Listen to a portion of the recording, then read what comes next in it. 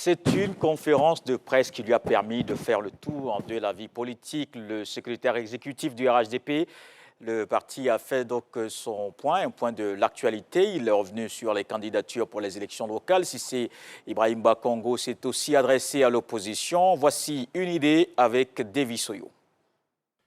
Cissé Ibrahim Bakongo face à la presse nationale et internationale. Ce mercredi 22 mars, au siège du Rassemblement des Oufouettis pour la démocratie et la paix, RHDP, le secrétaire exécutif a fait le tour d'horizon de l'actualité politique nationale et internationale. Au plan local, le député maire de Koumassi n'est pas allé de main morte sur la récente sortie de la vice-présidente du PPACI. Comment une mère de famille peut-elle pleurer parce que des militaires qui sont les épouses et les époux d'autres Ivoiriens? Ça, je ne comprends pas. Elle s'est dit que Marie-Odette Lorugnon a subi une greffe du cœur pour remplacer son cœur par une pierre. Je suis tenté de le croire. Cissé Ibrahim Bakongo a par ailleurs fustigé la posture adoptée par l'opposition dans son ensemble. L'opposition est en manque d'arguments. L'opposition ivoirienne, à la date d'aujourd'hui, est en pleine errance ou déshérence. L'opposition ivoirienne, à la date d'aujourd'hui, ne sait plus à quel sens se vouer. Sur la question de l'alliance FPI-RHDP, le député maire de Koumassi confirme que le dossier est en bonne voie.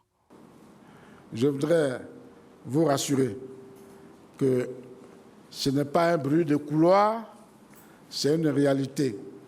Mais à partir du moment où nous ne sommes pas encore arrivés au bout du processus qui va donc nous conduire donc à la conclusion de cette alliance, souffrez qu'on ne puisse pas en dire davantage.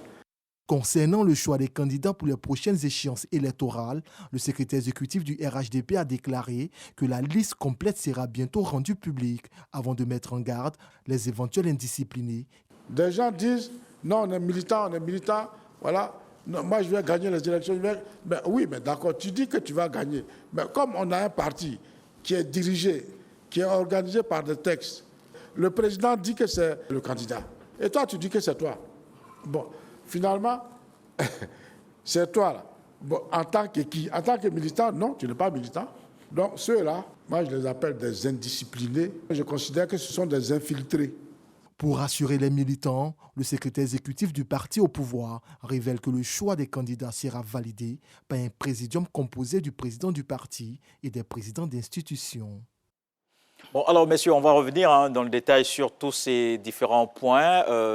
D'abord, en commençant par un regard, un premier commentaire sur cette conférence de presse du secrétaire exécutif du RHDP. Sylvain Debailly, quel est votre commentaire, en gros? Je dirais que d'abord, c'est une conférence de presse, c'est un exercice habituel pour les hommes politiques, mais surtout pour Cissé Bakongo qui n'était pas à sa première conférence. Donc, dans la forme, ce que le citoyen lambda devrait se poser comme question, c'est d'abord qui parle, de quoi parle-t-il et à qui il s'adresse.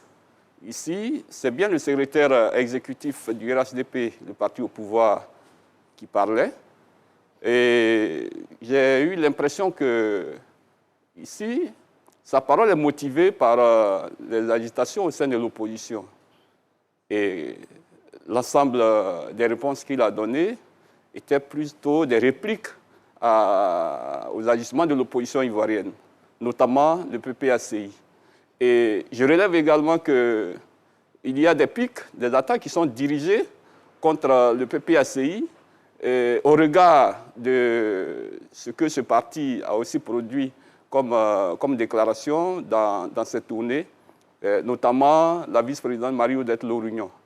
Et donc, la plupart des propos du secrétaire exécutif sont allés vers cette dame.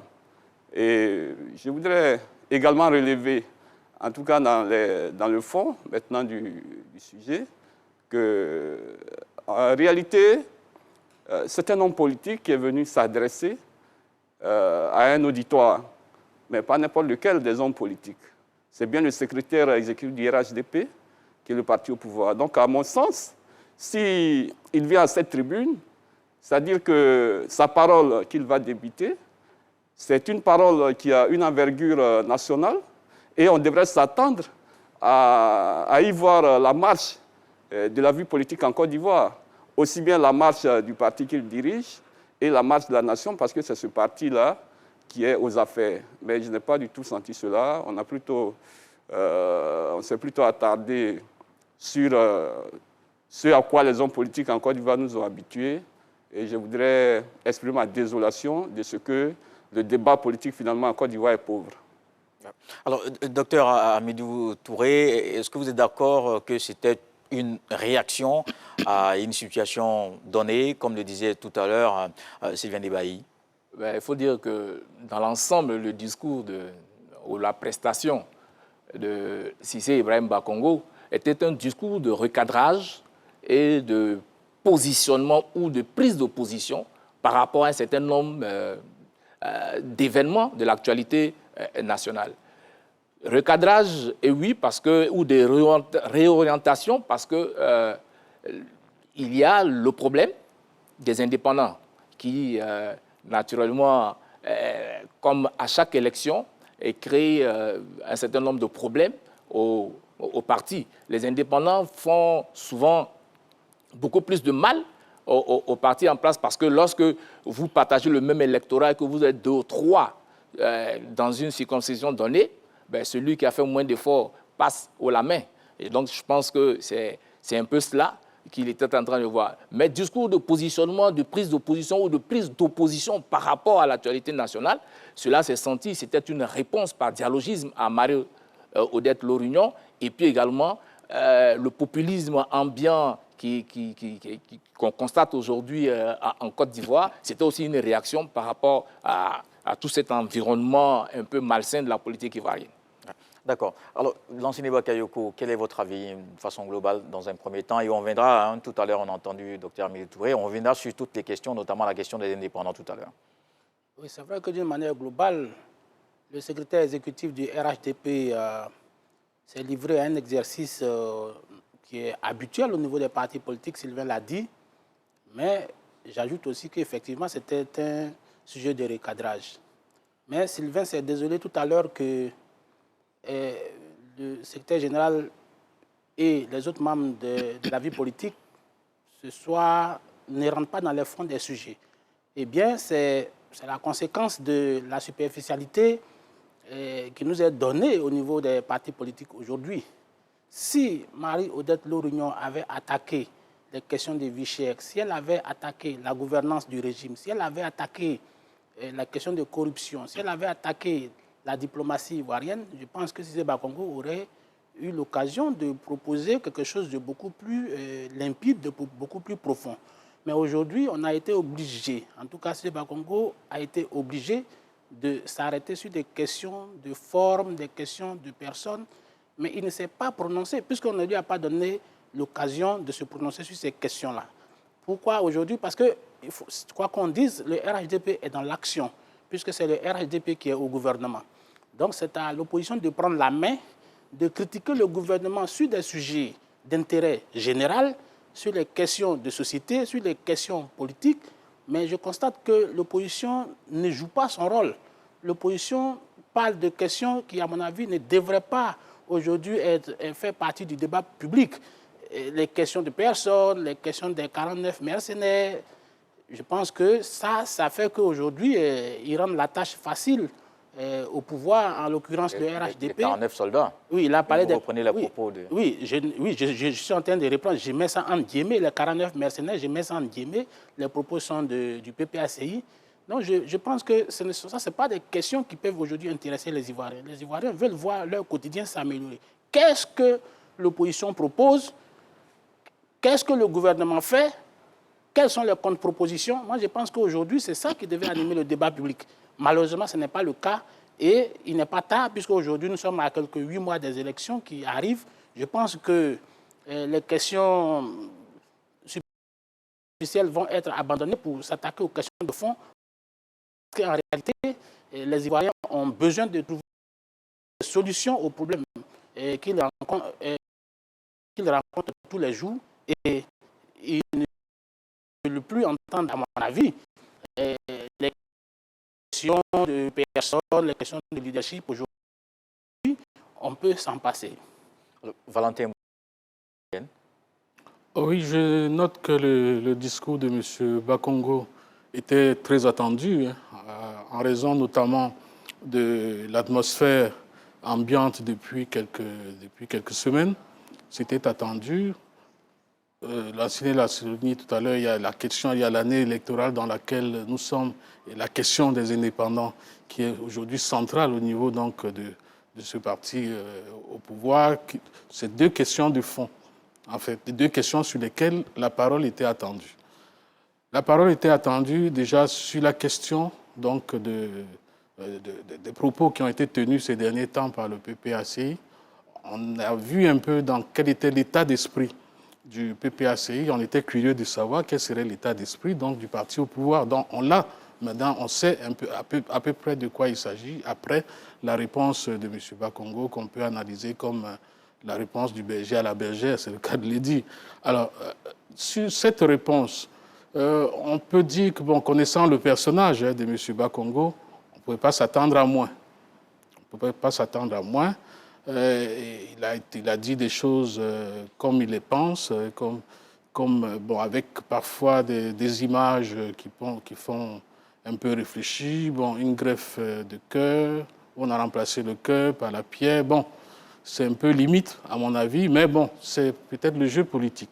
C'est le jeu des acteurs politiques, le pouvoir en face à son opposition, qui a également choisi un positionnement qui est un positionnement un peu de la provocation, de l'invective face à ce que cette opposition considère comme étant des agissements qui sont des agissements antidémocratiques, qui seraient des agissements antidémocratiques de la part du pouvoir. Donc ça, c'est le premier point de la réponse. L'autre point, c'était la question des indépendants, qui est une question qui va mobiliser ce parti et même d'autres qui sont parmi les partis majoritaires aujourd'hui. Justement, sur la question, on l'a senti vraiment un peu clair, puisqu'il n'a pas vraiment été du tout tendre avec ces candidats indépendants. Oui. Est-ce que vous pensez que finalement, est-ce que c'est un discours passable? Est-ce que c'est un discours que ces indépendants vont entendre? Parce que de toutes les façons, ce n'est peut-être pas nouveau aussi. Oui, ce n'est pas nouveau. Les indépendants, c'est un phénomène qui est de plus en plus en hausse dans le pays à chaque élection pratiquement et qui dénote justement, qui doit interroger les partis politiques traditionnels, leur façon traditionnelle du choix des candidats. C'est la preuve que ça posait problème et qu'il fallait régler la question. Maintenant, la question du présidium qui va intervenir après qu'on ait débattu à la base, on a bien vu qu'il y a même des listes qui circulent, des noms qui circulent et autres. Donc, c'est pour ça que je disais que le deuxième temps fort, en réalité, de ce message de M. Bakongo, c'était ce message en direction donc, de l'agitation interne dans le parti qui risque de fragiliser, surtout dans les zones où le parti fera face à des candidats de l'opposition forts. Donc, c'est un message à leur endroit pour dire, attention, si vous continuez, d'où le mot quand même assez fort, d'infiltrer, qu'il a utilisé. Le vocable également n'est pas neutre. C'est pour dire à quel point cette question est centrale pour le RHDP aujourd'hui. Oui, Sylvain Debaye, sur la question des indépendants, finalement, ça touche tous les partis politiques. Est-ce que cette posture peut permettre peut-être de régler la question? Oui, je dirais d'abord que le phénomène des indépendants est lié même à l'élection. C'est-à-dire qu'elle est liée également à la liberté des uns et des autres. C'est vrai que très souvent on dit que les élections locales ne sont pas politiques. On entend ça souvent, hein, mais si elles ne sont pas politiques, quoi de plus normal que des indépendants puissent s'exprimer? Mais là n'est pas la question. La question principale ici, en ce qui concerne le phénomène des indépendants, je crois que c'est souvent les partis politiques, par leur mécanisme de désignation des candidats, qui suscitent ce phénomène des indépendants-là, soit par frustration ou soit par manque de transparence dans la désignation des candidats. Au RHDP, si je m'attiens à ce qu'a dit le secrétaire exécutif, c'est-à-dire que c'est un présidium qui allait désigner les candidats dans les différentes circonscriptions. On sait même déjà que dans certaines circonscriptions, les têtes sont déjà annoncées, qui sont même déjà en campagne. Mais il estimait que c'est là où il n'y a pas de problème. Il estime qu'à Yopougon, par exemple, il n'y a pas de problème. À Yopougon, il y avait bien des prétendants au sein du RHDP lui-même. Il y avait des têtes qui étaient déjà annoncées. Il y en a même qui avaient déjà fait pré-campagne. Et puis après, on vient, on chamboule tout. Et puis c'est quelqu'un qui n'était pas vraiment connu, en tout cas dans Yopougon, qu'on a mis là. Mais cela veut dire que finalement, il y a aussi des partis politiques qui encouragent les indépendants. Parce que on critique les indépendants, on les menace. Et après, quand ils sont élus, on les courtise. Voilà, c'est ce qui a cours souvent chez nous ici. Ce n'est pas seulement au RHDP, mais dans tous les partis. Parce que là, on veut avoir du nombre. Hein, on veut se donner de la consistance en disant que c'est nous qui avons remporté parce qu'on a eu le plus d'élus. Vous voyez, donc quand on voit ces phénomènes, on ne peut pas toujours accuser les indépendants. Rendons nos systèmes de désignation des candidats transparents et il y aura moins d'indépendants, il y aura plus de discipline. Je crois que c'est ça qui doit prévaloir dans les partis politiques. Oui, mais et ne pas croire que dans des partis politiques, il y a toujours des gourous, il y a toujours des gens qu'on doit accompagner, il y a toujours des gens qui sont désignés d'avance. Je crois que ce sont des phénomènes qui sont frustrants. Oui, mais c'est quand même un problème, c'est peut-être facile de le dire. Docteur Touré, est-ce que c'est aussi facile de faire? Non, s'il y a des indépendants, c'est qu'il y a des mécontentements et la méthode de désignation ne plaît pas aux uns aux autres. Ici, Bakongo, dans son exercice oratoire, a pris l'exemple de Gagnois. Je crois, il a pris l'exemple de Gagnois en parlant de l'ancien maire, le docteur Arsène Sibahi. Et Sibahi, il dit que Sibahi a respecté la discipline du parti, il s'est plié. Non. Mais ce qu'il ne dit pas... Non, allez-y. Non, allez-y, Bakayoko, oui. Pas de nullité. Non, enfin, c'était Sibahi Arsène. Désigné par, qui n'a pas été désigné par le FPI et qui s'est plié à la discipline de son parti. Donc, voilà. Or, ce qu'il ne dit pas, c'est que Sibahi avait été récusé et c'est Otto Laurent qui avait été désigné. Mais les membres de la sous-section de Gagnois ou la section de Gagnois ont fait une marche pour décrier la candidature de Otto Laurent. Mais le fédéral d'alors, parce que j'étais correspondant de Fraternité Matin dans la région, donc je connais bien un peu le dossier, le fédéral d'alors ne transmet pas l'information au secrétariat général. Et du coup, on laisse la chose passer. Alors, ce qui veut dire qu'il y a un problème dans les partis et surtout dans les commissions locales. Bakongo l'a dit, qu'ils iront pour prendre les informations, mener une enquête auprès des commissions pour voir si, effectivement, le candidat désigné par la commission respecte un certain nombre de critères. Aujourd'hui, pour le RHDP, il y a une lisibilité dans le choix du candidat. Il y a le présidium. Après le présidium, il y a une enquête locale pour voir si le candidat pèse ou pas. Maintenant, est-ce que ceux de la commission locale joueront le jeu? Parce que je passe tout le week-end à parrainer un jeu de Maracana, à assister les populations, à être dans le champ politique local. Et au dernier moment, je suis auprès des populations. Au dernier moment, on ne me choisit pas. Mais est-ce que la commission locale va jouer vraiment son jeu? Là est la question, toute la question. Oui, l'enseignant Bakayoko, est-ce que c'est possible? C'est peut-être trop attendre d'estimer que, bon, il n'y aura pas peut-être d'indépendants. Non, il y aura toujours des indépendants. Parce que vous savez, le milieu politique, c'est avant tout un milieu d'orgueil. Imaginez, à quel moment quelqu'un estime que lui doit diriger tout le monde.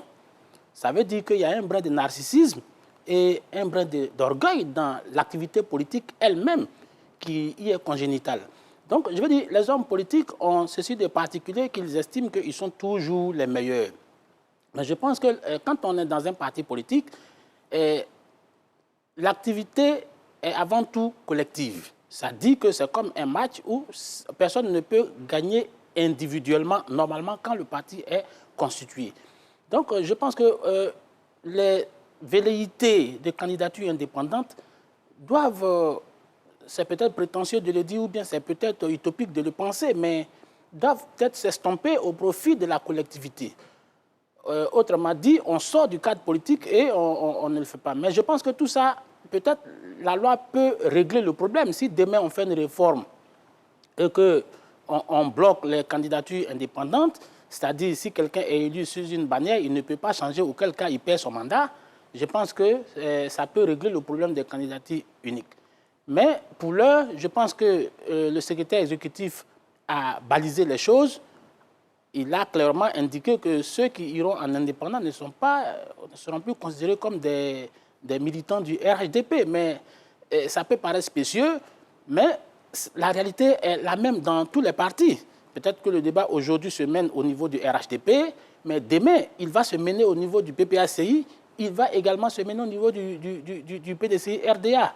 Donc je pense que c'est bien déjà d'avoir anticipé, puisque de toute façon, quand le présidium va désigner des candidats, la liste définitive, il va avoir des mécontentements qui pourront être canalisés jusqu'aux élections qui vont se passer, en tout cas, octobre-novembre. Donc, je pense que c'est bien fait que le RHDP s'y ait pris tôt, parce que, de toutes les façons, c'est des réalités qu'on ne pourra jamais éviter en politique si la loi électorale n'est pas modifiée. Donc, il est clair que ceux qui ont les velléités, peut-être la question est un peu plus difficile ici parce que les partis ont des bastions naturels. Parce que, imaginez, dans une ville comme Boundiali, je ne vois pas un autre parti politique remporter là-bas autre que le RHDP. Donc, n'importe lequel des candidats qui va se positionner là-bas sera adoubé par la population. Mais il est clair que la désignation, il y a toujours quelque chose d'arbitraire dedans. Mais il faut que les militants du RHDP fassent preuve de dépassement et acceptent qu'il y a toujours quelque chose d'arbitraire dans la désignation, mais la primauté du parti doit prévaloir sur les ambitions personnelles. Ben justement, il y a cette alliance qui a été finalement confirmée par le RHDP, parce qu'à la fin décembre, le président du FPI avait annoncé, et on s'interrogeait, on s'attendait à la réaction du RHDP. Finalement, c'est fait et c'est confirmé. Les discussions sont en cours, en tout cas à entendre le secrétaire exécutif. Valentin Mbonguène, c'est une nouvelle donne. Évidemment, ça concerne tout de suite les échéances à venir. Oui, c'est une nouvelle donne. C'est un positionnement assez singulier, on va dire ça comme ça, vous dites le moins, assez singulier de M. Afin-Guessan, puisque de la trajectoire qu'il a suivie jusqu'alors, on ne se serait pas attendu à ce que cette trajectoire le mène là où il s'est positionné désormais. Donc c'est déjà ça a été de la curiosité, mais bon, c'est aussi de la politique. Hein. C'est la politique, les alliances se font, se défendent et autres. Et bon, on assiste maintenant. Je crois que jusqu'ici, c'est vrai qu'il y a eu des déclarations, mais c'était un peu des suspicions. Est-ce que ça va arriver à terme? Est-ce que c'est possible? L'avantage qu'on a aujourd'hui, c'est que M. Bakongo a clarifié les choses. Donc, c'est clair, ils sont en train d'y aller. Maintenant, on sera curieux de savoir le contenu de cette alliance. Est-ce que c'est une alliance? J'ai cru entendre que le RHDP souhaitait que ce soit une alliance au-delà des élections. Donc on est curieux de savoir, est-ce que c'est une alliance électoraliste? Est-ce que c'est une alliance qui va aller au-delà? Et quel est le contenu? Est-ce que c'est une plateforme commune des gouvernements?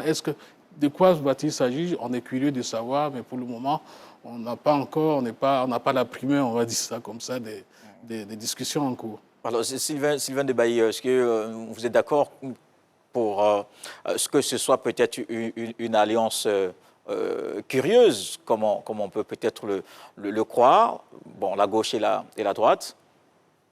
Oui, mais ça, on l'a déjà dit. On l'a déjà dit, il y en a même qui ont parlé d'alliance contre nature. Et puis, ceux qui sont optimistes disent que le positionnement idéologique, ça n'existe plus. Il y en a même un que j'ai entendu parler hier, Serge Kofi, qui était l'ancien leader de la FECI, qui était en exil et qui est de retour. se demander ben, est-ce que gauche, droite, centre, est-ce que tout ça, ça existe maintenant en Côte d'Ivoire? Que ce qui compte maintenant, ce n'est même plus le positionnement idéologique, c'est le développement du pays. Bon, ce sont des raisonnements, mais je crois que Afin N'Guessan, à mon avis, a mis la charrue avant les bœufs. Il allait trop vite dans sa déclaration. Moi, j'ai pensé que c'était quelque chose de construit d'abord, quelque chose de pensé. Mais il est venu, il a fait une annonce, et puis bon, s'attendre à l'effet d'annonce, et voir maintenant que c'est comme une balle qu'il avait lancée dans le camp du RHDP. Et puis bon, ben, on se dispute la balle, et puis en fin de compte, c'est Cissé Bakongo, un sauveur qui arrive et qui dit que bon, ce n'est pas un bruit de couloir. Mais je crois que dire les choses de cette façon-là, à mon avis, ben, Afin N'Guessan n'est pas encore sorti de la tête de l'eau parce qu'il a fort à faire encore parce que ça, c'est peut-être Bakongo qui le dit, secrétaire exécutif, mais qu'en pense réellement le Gotha du RHDP? Est-ce que quand il dit que ce n'est pas une alliance forcément électoraliste, ça veut dire ce que ça veut dire? Parce qu'après tout, Afin N'Guessan est un homme politique qui aspire à gouverner ce pays. Est-ce qu'en ayant une ambition présidentielle, il peut se mettre dans le moule du RHDP? Est-ce qu'en ayant une ambition régionale, est-ce qu'il est compatible avec le RHDP? Ce sont des questions qu'il faut analyser, d'autant plus que dans sa région d'origine, il y a déjà un candidat RHDP qui est positionné là-bas. Donc, je crois que c'est l'avenir qui nous dira où il va vraiment avec cette alliance. Mais vous-même, vous n'y voyez pas grand-chose, peut-être? Non, je n'y vois pas grand-chose. Il faut le dire clairement. Je n'y vois pas grand-chose. Je vois quelqu'un qui va aller se noyer parce qu'avant lui, il y a le grand PDCI qui était l'allié même convoité jusqu'aujourd'hui par le RHDP. Ben, vous voyez que le PDCI s'est retiré. C'est maintenant avec, je dirais, du menu fretin. Ce n'est pas avec du menu fretin que le RHDP... Le RHDP lorgne plutôt du côté du PDCI. Ça semble quand même fort. Non, mais c'est la réalité. C'est la réalité. C'est la réalité. J'aurais voulu que le secrétaire exécutif réponde directement par l'affirmative que oui, nous sommes avec AFI, que de louvoyer, parce que ce qu'il a dit là, c'est du louvoiement à mon avis. C'était juste pour donner de la pâte à moudre aux partisans d'AFI. Pourtant, il a confirmé, il a indiqué que les discussions sont en cours. Oui, mais il y a combien de temps AFI a annoncé cette alliance? Il y a combien de temps pour que les discussions devraient être bouclées avant que Afin N'Guessan annonce son alliance?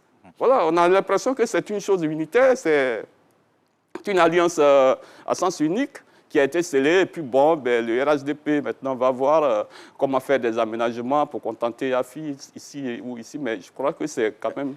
Bon, est-ce que vous êtes d'accord, docteur Touré, que l'FPI n'a pas grand-chose à gagner dans cette alliance? Toute alliance politique est stratégique. Et donc, le fait que le FPI et le RHDP aujourd'hui essaient de créer une plateforme, c'est normal. Il a parlé tout à l'heure d'alliance contre nature. Mais en face aussi, il y a une autre alliance contre nature. Donc, dans le jeu politique, tout est faisable. Stratégique, il faut voir les enjeux de pouvoir. Pour le RHDP être en alliance avec le FPI, c'est également élargir sa surface de pouvoir. Mais en élargissant cette surface de pouvoir, on essaie d'aller quêter et prendre à l'intérieur du bastion d'Afin N'Guessan des électeurs. Ce n'est pas une mince affaire. C'est important pour eux. Afin N'Guessan également, en se ralliant au FPI, au RHDP, cherche également, lui aussi, à élargir sa surface de pouvoir. Donc, avoir quelques députés, donc avoir droit au chapitre, être représentatif. Si vous êtes un parti politique, vous n'avez pas d'élu, mais vous ne comptez plus. Donc, l'alliance est vraiment stratégique. Et donc, pour les deux camps d'ailleurs, et c'est normal, débaillir, mais il ne faut pas faire de la science-fiction. Là où la politique fiction, les dés sont bien jetés. Oui, c'est que le temps nous permettra de voir beaucoup plus clair, parce que ce qui est donné de voir pour le moment, en tout cas, ne présage pas, à mon avis... On va voir ce qu'en pense Lansine Bakayoko. Oui, moi je pense que ce n'est pas le timing qui pose problème. Et puis il ne faut pas chercher à décrédibiliser l'annonce d'Afin N'Guessan sous prétexte que entre le temps de l'annonce et la conclusion de l'accord, il y a un gap important. Dans tous les cas, l'accord va être signé. En tout cas, si je m'en tiens à ce que Bakongo a dit, on ne peut pas dire que Bakongo n'est pas représentatif du RHDP. C'est quand même aujourd'hui le numéro 2 du, on va dire, du parti, après le président du parti. Donc, Bakongo ne peut pas parler au hasard. Mais ce qu'il faut savoir, c'est que la politique, c'est le rapport de force sur le terrain. J'ai l'impression que certains pensent qu'il faut que le FPI de Afin N'Guessan soit sur la même balance que le RHDP. Aujourd'hui, le RHDP, c'est un mastodonte qui est au pouvoir. Et quelqu'un même a dit que Afin N'Guessan avait une enveloppe vide. Quoique, moi, je trouve que cela est relatif. Parce qu'aujourd'hui, en réalité, si Afin N'Guessan, que vous essayez de minimiser, était dans cette alliance, oui, si Afin N'Guessan était dans cette alliance avec le RHDP à Yopougon, le RHDP aurait raflé les élections, parce qu'Afin N'Guessan a eu à peu près 5000 voix à Yopougon et l'opposition a battu le RHDP d'à peu près 400 voix. Donc, imaginez que Afin N'Guessan était aujourd'hui dans cette alliance avec le RHDP. Aujourd'hui, l'opposition n'aurait pas eu les députés de Yopougon. Donc, il ne faut pas minimiser la statue d'Afin N'Guessan disons, sur la scène politique ivoirienne. C'est quand même un personnage qui a quand même des idées dans la tête et une alliance est toujours stratégique, Touré l'a dit. Et donc, Afin N'Guessan aujourd'hui peut capitaliser son alliance avec le RHDP, même si Debailly pense qu'il n'aura que des strapontins. Mais c'est la saine appréciation des réalités du moment. La réalité du moment, c'est que c'est le RHDP qui est au pouvoir, c'est le parti dominant, c'est l'ordre dominant. Et donc, Afin N'Guessan peut se greffer au RHDP au pouvoir pour pouvoir glaner quelques lauriers et avoir des positionnements au niveau des autres régions. Il ne faut pas non plus réduire la politique ivoirienne à une question de région. Vous dites que... Ils sont pas très... Vous dites que Afin N'Guessan est coincé dans sa région du Moronou et que le RHDP a déjà un candidat, mais je pense que le FPI a un ancrage territorial respectable et donc les alliances peuvent se nouer aussi bien dans le Moronou que dans les autres parties du pays. De toute façon, comme je l'ai dit, c'est le rapport de force qui va compter. Et donc, si les clivages qui se font aujourd'hui, les clivages politiques, je pense que c'est tout à fait normal que le FPI puisse tirer profit de la présence du RHDP au pouvoir. Et c'est à son honneur, puisque n'imaginez pas que le FPI allait se laisser mourir sous prétexte qu'il a été abandonné en plein vol par le PPACI. D'accord. Valentin Mbougen. Ce n'est pas le PPACI qui a abandonné le FPI. Non, je suis désolé parce que on est tous témoins de l'actualité. Voilà. Si vous me dites que M. Laurent Gbagbo a abandonné le FPI à Afin N'Guessan, ça, je suis d'accord, mais sûrement le PPAC n'était même pas encore créé. Voilà ce que vous voulez préciser. Bon, et peut-être c'est l'idée de la division, peut-être, dont vous voulez parler. Oui, exactement. Valentin. Oui. Bon, ce que je peux dire sur le sujet, c'est que quelqu'un l'a dit tout à l'heure, c'est la politique, c'est la saine appréciation des réalités, comme disait le vieux à l'époque, mais c'est également donc le rapport de force sur le terrain. Et il faut dire les choses comme elles sont aujourd'hui. Le rapport des forces politiques n'est pas en faveur de M. Afin N'Guessan aujourd'hui sur le terrain. Donc, d'où son positionnement. Quelqu'un a dit, bon, on lui a abandonné le FPI, et lui, il s'abandonne aussi maintenant quelque part. Bon, encore une fois, on attend de voir ce que ça donne à la fin. Mais c'est quand même, Afin N'Guessan, c'est un ancien Premier ministre, c'est une personnalité politique, c'est un homme d'État. Donc, s'il a pris cette décision, quelque part, c'est parce qu'il a bien apprécié la réalité. Il ne peut pas aller vers le PPACI et il ne peut pas aller non plus vers le PDCI. Donc, la force qui se proposait à lui sur le champ, c'était le RHDP. Donc, c'est un choix, mais on ne sait pas qu'est-ce que cette aventure va donner à la fin. Est-ce que ça lui permettra de rebondir plus tard en se glorifiant aussi des résultats du RHDP? Est-ce que ça lui permettra d'avoir davantage donc, de présence, de visibilité, que ce soit au sein d'un éventuel gouvernement qui lui serait ouvert? Sur le terrain même électoral, est-ce qu'il y aura des endroits où le RHDP se dessaisirait au profit d'un candidat FPI? Tout ça, on attend de voir. Alors, on a d'autres questions pour une autre situation. Cette fois, nous sommes en Guinée. Peut-être une autre solution. Les religieux se sont mis en mission pour rapprocher le pouvoir et l'opposition. Que faut-il attendre? Élément de réponse avec Davis Oyo et on se retrouve. Les guides religieux pour l'apaisement du climat politique guinéen. Face à l'impasse politique, les observateurs estiment que la médiation des hommes de foi est l'alternative crédible pour mettre fin au bras de fer entre l'opposition et la junte. Un an et demi après la cession au pouvoir du colonel Mamadi Doumbouya, la gestion de la Guinée est de plus en plus décriée. L'opposition demande la levée de l'interdiction de manifester ainsi que l'arrêt des poursuites judiciaires contre les opposants. Plusieurs ministres de l'ancien régime sont emprisonnés, dont l'ex-premier ministre.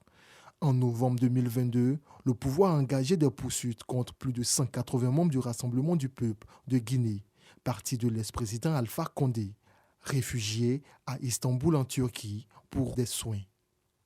Il est également dans le collimateur du régime. Le 16 février 2023, une énième manifestation réunissant partis politiques, mouvements de la société civile et la coalition des forces vives de la Guinée avait donné lieu à des heurts faisant des blessés et 3 morts selon l'opposition.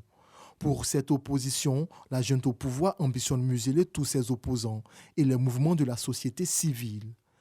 Pour la 3e fois en 3 semaines, les forces vives de Guinée ont reporté leurs manifestations pour laisser place à la médiation religieuse.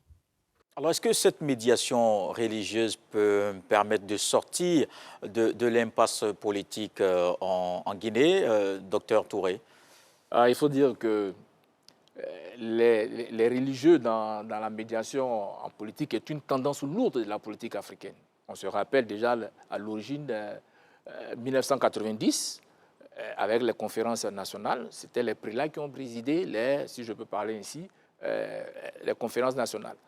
Et en Guinée, la situation me semble encore beaucoup plus compliquée parce qu'il y a de l'autre côté la junte militaire qui n'a aucune légitimité, mais qui gère les situations du pays.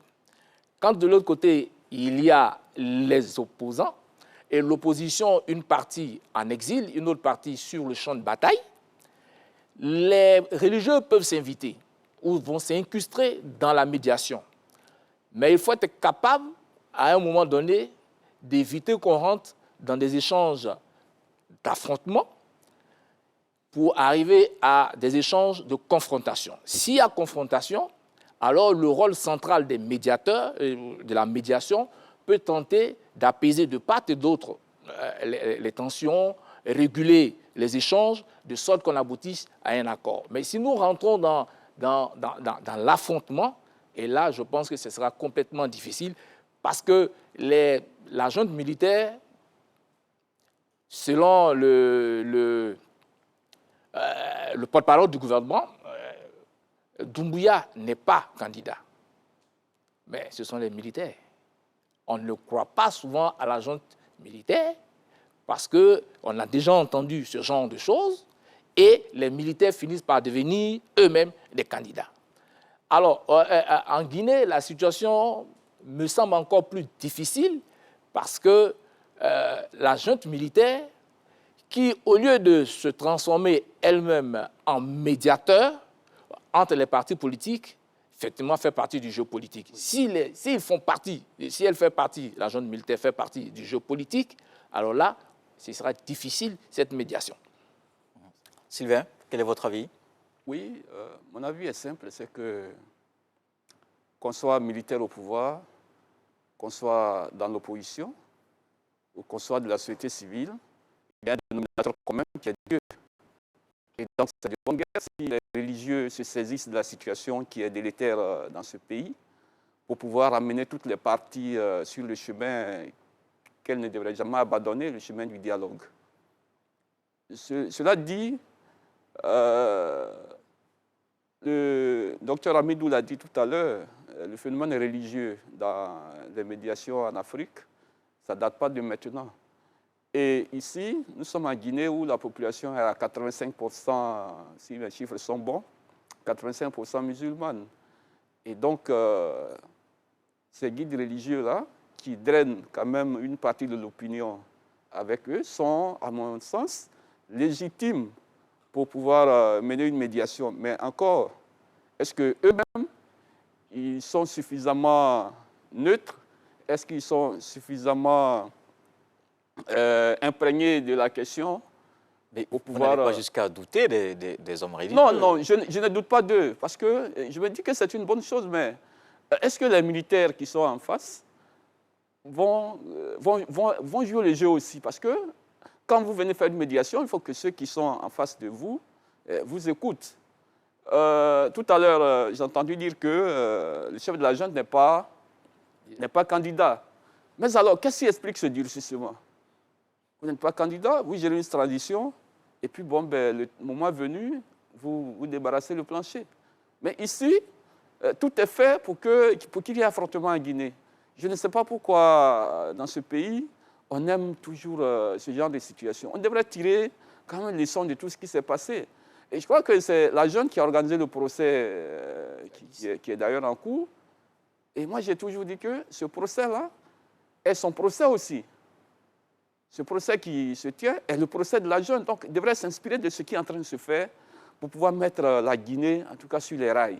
Ce qu'on attend de cette transition, c'est de rapprocher tout le monde, d'organiser une élection transparente, enfin, transparente entre guillemets, mais la plus acceptable, pour pouvoir donner le pouvoir à celui que le peuple va choisir, et puis on va aller de l'avant. Moi, je ne dis pas que les militaires ne peuvent pas être au pouvoir. Mais les militaires, quand ils sont à l'école, ils prennent des cours d'état-major, ils prennent des cours de géographie, d'histoire, donc ils sont à même de diriger un pays. Mais quand c'est comme ça, il faut se donner une occasion, il faut se donner une légitimité.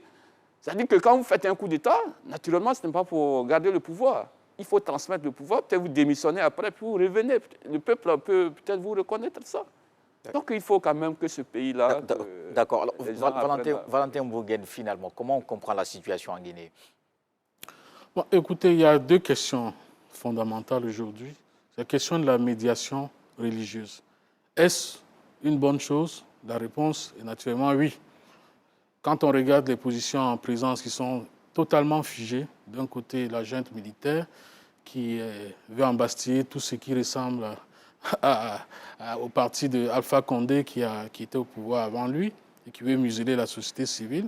Et quand on regarde aussi les revendications des partis politiques qui posent des préalables sérieux, il faut déjà sortir les gens des prisons et autres, il faut arrêter les poursuites.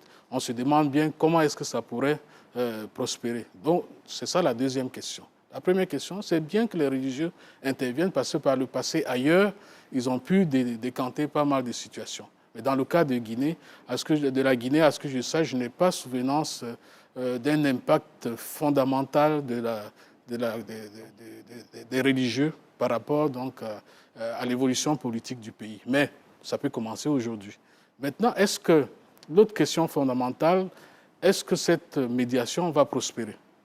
C'est ça la question que tout le monde se pose aujourd'hui.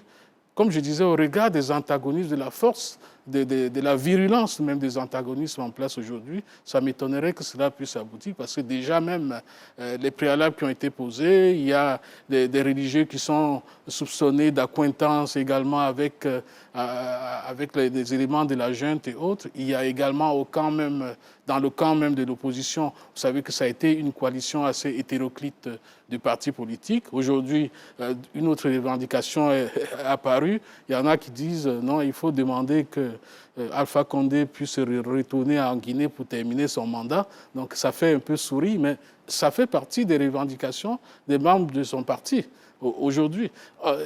Alors que les autres partis politiques qui sont dans la même coalition disent non, pour eux c'est acté, c'est terminé.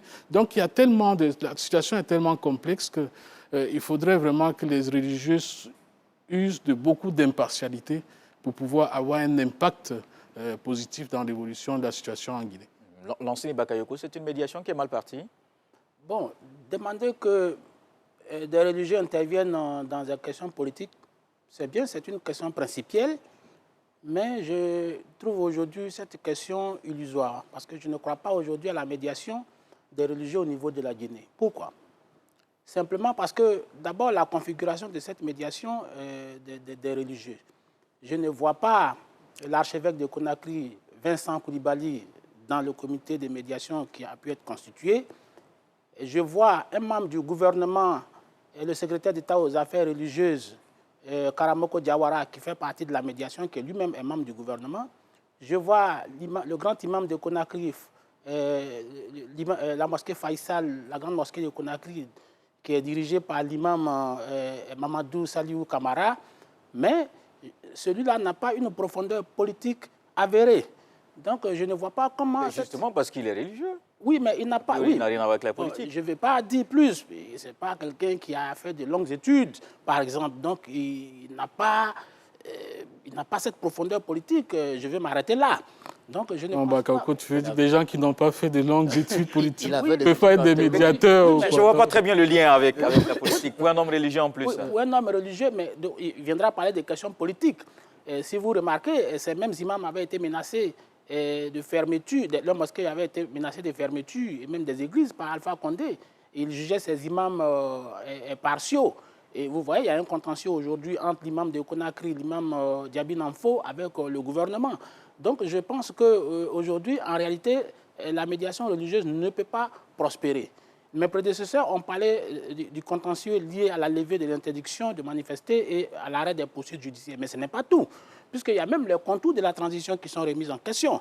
La junte veut que la transition, la discussion se fasse autour du dialogue inclusif qu'il avait organisé, un dialogue qui avait d'ailleurs été boycotté par les forces vives de la nation, et donc qui ne reconnaît pas ce cadre qui avait été institué par la junte. Et cette opposition demande qu'il faut qu'il y ait un dialogue présidé par la CEDEAO, CEDEAO de laquelle le Mali, la Guinée ont été exclus. Et donc je vois aujourd'hui que le contentieux est fort. Et on voit bien l'activisme débordant de Alpha Condé depuis son exil à Istanbul, qui appelle à manifester jusqu'à chasser la junte du pouvoir. Donc aujourd'hui, le contentieux politique est très fort. Et je ne vois pas que l'imam de la grande mosquée de Conakry a lu tout seul, puisque je ne considère pas le secrétaire d'État aux affaires religieuses comme un médiateur, puisque lui-même il est partie prenante au conflit. Donc il n'est pas neutre. Il est partie prenante au conflit, donc il ne peut pas être juge et partie dans cette affaire. Par ailleurs, la société civile qui peut constituer l'alternative crédible aujourd'hui est complètement décapité. On a aujourd'hui 3 membres de la société civile incarnés par le FNDC, même s'il est dissous, qui sont aujourd'hui en prison. Il y a Yanni Alpha qui est en prison, il y a Founi Kemenge qui est en prison, il y a Mamadou Biloba qui est en prison. Donc je pense qu'aujourd'hui, l'environnement politique au niveau de la Guinée n'est pas de nature à faire une assise de cette nature, disons une médiation. Les antagonistes sont très prononcés et je ne vois pas comment la Guinée pourrait sortir de cette impasse. Il faut justement bien sortir de là. Est-ce que finalement la position, ou sinon les préalables posés par l'opposition, ce n'est pas de nature justement à bloquer les choses? On le voit bien, Sylvain Debaï. Non, les préalables ne sont jamais de nature à bloquer les choses. Bien au contraire, ça peut donner des idées au médiateur parce que c'est à lui de rapprocher toutes ces positions-là. Quand on va à un dialogue, vous savez que chacun est capé d'abord sur ses positions. Et puis, bon, selon la force du médiateur, on arrive quand même à quelque chose de central, au juste milieu. Donc, je pense que s'il y a des préalables aujourd'hui, cela rentre tout simplement dans l'aspect habituel des choses. Mais on ne doit pas se limiter aux préalables. Je pense que tout le monde doit revenir à la table de discussion, se dire que c'est l'avenir de la Guinée qui est en jeu. Et donc, je crois que pour une fois, les religieux qui sont mis en avant doivent quand même se surpasser aussi, parce que ce qui arrive, il n'y a pas d'éclaircie aujourd'hui finalement. On a pensé qu'on avait eu un coup d'État salutaire, et puis après, ça se transforme petit à petit en un cauchemar. Il faut tout faire pour sortir de là. Et je pense que les religieux ont un coup à jouer. Ils ont un coup à jouer parce que ça donnerait l'exemple à tout le monde. Oui, face au pessimisme de l'enseigné. Oui. Bon, on attend la réaction peut-être de Dr Touré. Est-ce que, oui, il faut attendre quelque chose de bon dans cette médiation? Ben, je suis aussi pessimiste que Bakayoko, je l'ai dit. Les positions sont tellement tranchées que je me demande comment les médiateurs feront pour rapprocher ces positions. Dans le jeu, déjà, on a quelques revendications. Est-ce que la junte montrera de la bonne foi en déjà accédant peut-être à libérer quelques membres de la société civile déjà en prison pour montrer qu'ils sont partants pour le dialogue? Là est toute la grande question. Mais je n'ai pas foi en ce dialogue politique Ils vont prier pour que Dieu touche le cœur. Bon, je ne C'est aussi une médiation. que tout le monde, le médiateur importante. le dénominateur commun, c'est Dieu. Moi, je l'ai dit, je suis très perplexe sur la question. Si la junte avait fait, c'est vrai qu'ils viennent de dire qu'ils vont faire 2 ans encore au pouvoir, disons à partir de 2023, ça dit qu'ils envisagent de quitter le pouvoir en 2025. Mais si vous voulez mon avis, moi, la parole de cette junte, je n'y crois vraiment pas, puisque toutes les démarches, en tout cas leur façon de marcher, leur façon d'appréhender les questions transversales au niveau du pays montrent clairement qu'ils veulent s'éterniser au pouvoir. Sinon, aujourd'hui, je ne vois pas, il y a des signes d'apaisement qu'on peut apporter. Aujourd'hui, il y a tout le RPG, en tout cas, toute la direction du RPG aujourd'hui. Je pense à Tibou Kamara, je pense à Oye Guilavogui, je pense à Kassori Fofana, Albert Damatan, tout ça aujourd'hui sont poursuivis. Au niveau, il y a les 2 principaux opposants. Le président de l'UFR, Sidia Touré, est en exil. Selou Dalen est en exil.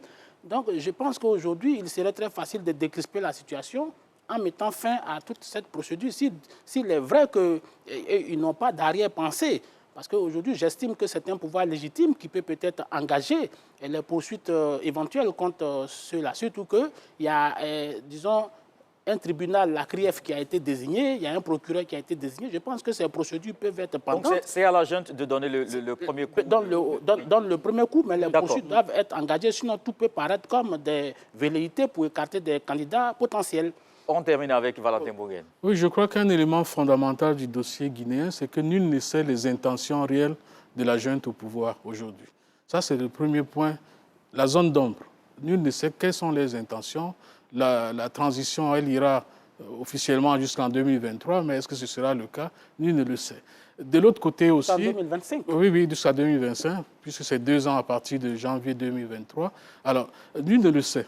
Et c'est un élément fondamental pour apprécier la suite de la transition. Deuxième point, les religieux guinéens, encore une fois, n'ont pas eu une tradition véritablement d'impact majeur sur l'évolution politique de la Guinée. Et ça m'étonnerait que ça commence aujourd'hui, d'autant plus qu'il y a beaucoup de limites. Il faut commencer un jour. Il faut commencer un jour, oui, mais c'est mal parti. Je pense que si on veut aider véritablement la Guinée, c'est aujourd'hui. La Guinée est en recherche de vrais médiateurs d'impact, qui soient des médiateurs indépendants. Ce n'est pas encore le cas aujourd'hui en Guinée. La CEDEAO semble avoir perdu pied dans le pays. Il faut prier, je ne sais pas pour qui il y ait, véritablement une médiation peut-être internationale, indépendante, qui puisse véritablement réconcilier les positions afin que ce pays puisse repartir dans un processus constitutionnel normal. Voilà pour ce soir, donc c'est terminé.